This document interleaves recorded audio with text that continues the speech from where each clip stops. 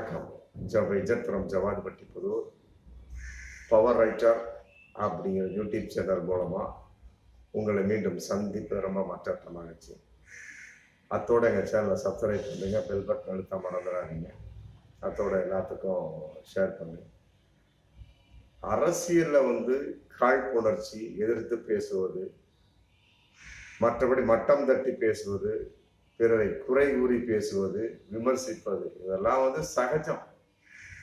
ஆமா, இன்னைக்கு கூட்டணி, நாளைக்கு கொள்கையில் கூட்டணி இல்லை, கூட்டணியில் கொள்கை இல்லை. இந்த மாதிரிலாம் கூட்டணி வேறு, கொள்கை வேறு. இந்த மாதிரி ஏகப்பட்ட கட்சிகள் இந்திய நாட்டில் இருக்குது. ஒரு அனுபவமான ஒரு அரசியல்வாதி அப்படின்னா எவ்வாறு பேச வேண்டும் அப்படின்னு கட்டாயமாக அந்த நபருக்கு தெரியும். அது எந்த கட்சியாக இருக்கட்டும், அனுபவத்தின் வெளிப்பாடு ஒவ்வொரு கட்சிக்கும் இருக்கலாம். சும்மா வன்முறையாக பேசுவது, மற்றபடி மிக ஒரு கேவலமான வார்த்தையை போட்டு பேசுவது, மற்றபடி சட்டத்துக்கு புறம்பாக வன்கொடுமையாக பேசுவது, இதெல்லாம் அனுபவமற்ற ஒரு வார்த்தையின் வெளிப்பாடு. இன்னைக்கு பாஜகவில் அது உலகிட்டு இருக்கு. ராகுல் காந்தி அமெரிக்காவுக்கு போயிருக்கார். அங்கு இந்திய நாட்டில் என்னென்ன நடக்குதுங்கிற அப்பட்டமா துண்டு துண்டா வச்சுட்டாரு. பாஜக என்ன செய்கிறது அப்படின்னு இந்திய நாட்டை விட்டு அங்கு சென்று நம்முடைய இந்தியாவின் மானத்தை வாங்கிட்டு இருக்கார், கப்பலை ஏற்றிட்டு இருக்கார் அப்படின்னா அது சொல்ல முடியாது. ஏன்னு கேட்டா, இந்திய நாட்டினுடைய ஒரு நிலைமை என்பது பிறருக்கு தெரியும். அவங்களும் பத்திரிக்கை படிப்பாங்க. இருந்தாலும் ஒரு எதிர்கட்சி தலைவர் என்ற முறையில் அவர் போய் பேசக்கூடிய சமயத்தில் அவருக்கு பவரேஷன் உண்டு இல்லையா? ஒரு பத்திரிகை செய்தியாக படிப்பதற்கும் ஒரு பொறுப்பில் இருக்கக்கூடிய ஒரு நபர், அதிலும் குறிப்பாக நாடாளுமன்றத்தின் எதிர்கட்சி தலைவராக இருக்கக்கூடிய ஒரு ராகுல் காந்தி பேசுறது நிறைய வித்தியாசம் இருக்கு.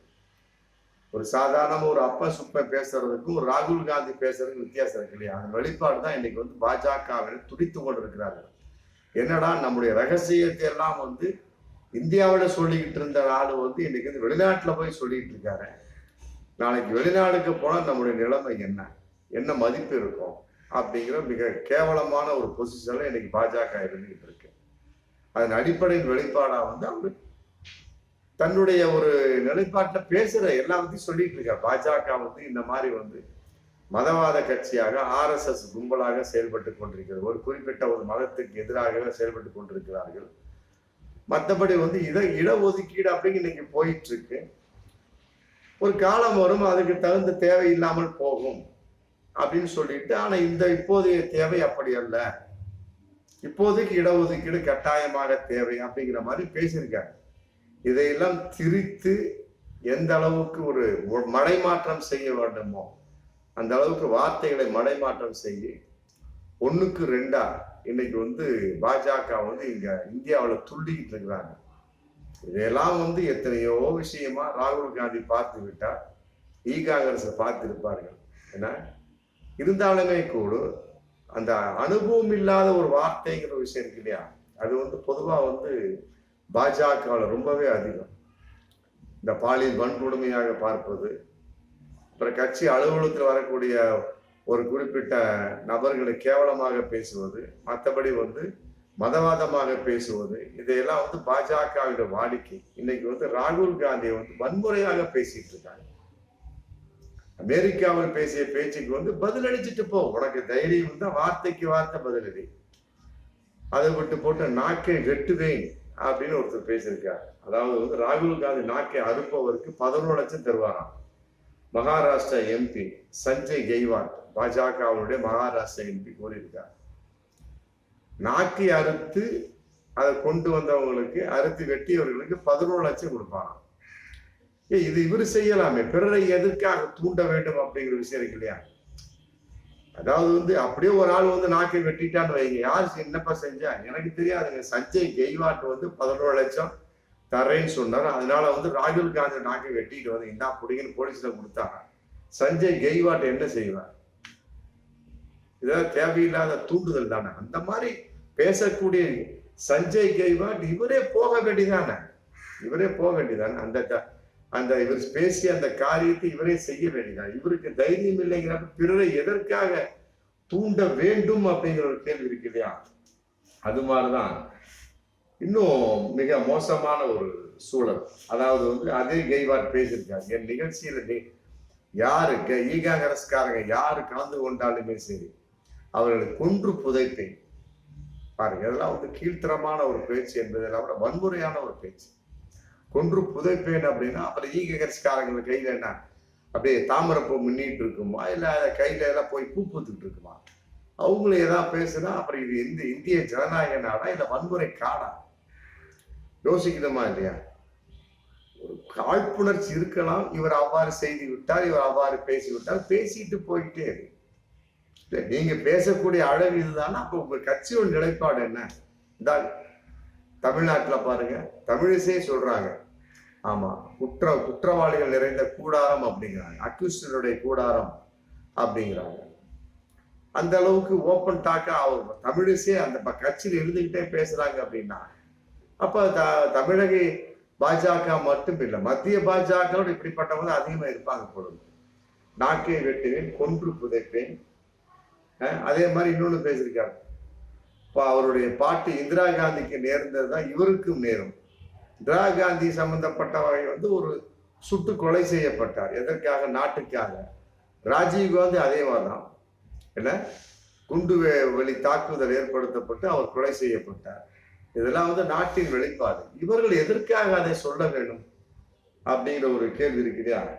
பாஜக தர்பீந்தர் சிங் மார்வா, அப்புறம் ரவுனீத் சிங் பிட்டு, அப்புறம் ஊபி அமைச்சர் ரகுராஜ் சிங், அப்புறம் சிவசேனா சிண்டேவனுடைய எம்எல்ஏ சஞ்சய் கெய்வாட், இவரெல்லாம் வந்து ஏகப்பட்ட ஒரு வன்முறையாக ராகுல் காந்தியை நோக்கி பேசி கொண்டிருக்கிறாங்க. அதாவது வந்து ஒரு வார்த்தை சம்பந்தப்பட்ட வகையில இவங்களும் பேசிட்டு போலாம், ரைட், ஓகே. இல்லை போலீஸ்ல கம்ப்ளைண்ட் கொடுங்க, இந்த மாதிரி வந்து பேசியிருக்காது, இப்படி கோர்ட்ல கேஸ் போடுங்க. இந்தியாவை விட்டு நீ ஒரு ராகுல் காந்தி எவ்வாறு பேசலாம், ஒரு எதிர்கட்சி தலைவராக இருந்து இவர் இப்படிலாம் பேசலாமா அப்படின்னு விளக்கம் சொல்லுங்க, இப்படி கோர்ட்ல கேஸ் போடுங்க. அதை விட்டுப்பட்டு நாக்கை அறுப்பேன், என்னுடைய கூட்டத்தில் ஈகாங்கரசு சம்பந்தப்பட்ட யார் சேர்ந்தாலும் அவர்கள் கொன்று புதைப்பேன், பாட்டி இந்திரா காந்திக்கும் நேர்ந்த கொடுமை அந்த விபத்து தான் இவருக்கு நடக்கும், ராஜீவ் காந்திக்கு நேர்ந்த கொடுமை தான் இவருக்கு நடக்கும். என்ன சாபம் விடுகிறார்களா அப்படிங்கிற கேள்வி இதுல வருது இல்லையா? சாபம் விடக்கூடிய அளவுக்கு அவர் என்ன கீழிறங்கி போய்விட்டாரா? உண்மை நிலையைத்தான் பேசுறாரு. இந்தியாவில் என்ன நடக்குது, குறிப்பா பாஜக இந்தியாவில் என்ன செய்து கொண்டிருக்கிறார்கள் அப்படிங்கிறத சொல்லிட்டு இருக்கிறாரு. இது இந்திய மக்களுக்கும் தெரியும், வெளிநாட்டு மக்களுக்கு அவர் பரப்புரை பண்றாரு, அவ்வளவுதான். உண்மையை பேசக்கூடிய சமயத்துல பாஜக இதுக்கு எதிர்த்து எரிச்சல் வருது. பொய் பேசிதான் அது நீங்க செய்யலாம். உண்மை பேசக்கூடிய அளவுக்கு ஆதரிக்குமா இல்ல மூடிக்கிட்டு போயிட வேண்டியதானே? அவர் பேசுற அனைத்தும் உண்மை தானே. ஒரு குறிப்பிட்ட மதத்துக்கு எதிராக பாஜக செயல்பட்டு கொண்டிருக்கிறார், உண்மைதானே?